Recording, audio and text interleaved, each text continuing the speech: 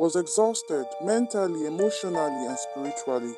The chaos of city life, heartbreak from a recent breakup, and the pressures of her toxic job had drained her. One night, scrolling through social media, she saw an ad. Find yourself in the mountains. 7 days spiritual healing retreat. Disconnect to reconnect.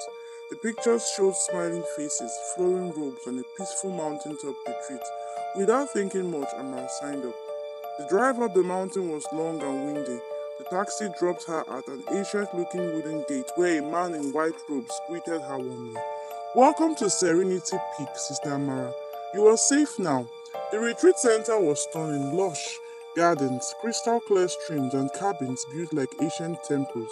Other retreat members wore white and moved about silently, smiling as if they had found some deep truth. The leader, a charismatic woman called Mother Elo, welcomed her. Here we shared our past pain. By the end of your journey, you will be free. At first, it felt peaceful. Yoga at sunrise, meditation sections by candlelight, plant based meals, and chanting that filled the halls with strange but soothing melodies. But after 2 days, Amara began to notice odd things. Phones and watches were taken for spiritual cleansing. No one used their real names, only titles like brother or light or daughter of renewal. Leaving the compound was discouraged. When Amara asked when the retreat would end, someone whispered, "The retreat ends when you're ready to stay forever." One night, unable to sleep, Amara wandered towards the gate where she first arrived, but it was locked. Two men stood guard, silently watching her. The next morning, Mother Elo smiled, but her voice was stern. Wandering alone at night is dangerous, sister. You must stay where the light protects you.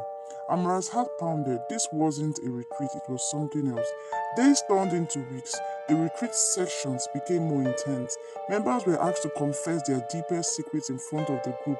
Sleep deprivation was disguised at night-long enlightenment cycles. Meals became smaller and constant chanting filled the air. Amara watched as some new members broke down, crying and surrendering their past.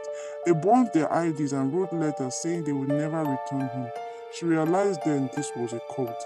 Amara tried to escape. She found a hidden phone one night and called the police, but when they arrived, Mother Alo spoke to them calmly. "Officer, this young woman is having a spiritual crisis. Please leave us to help her heal."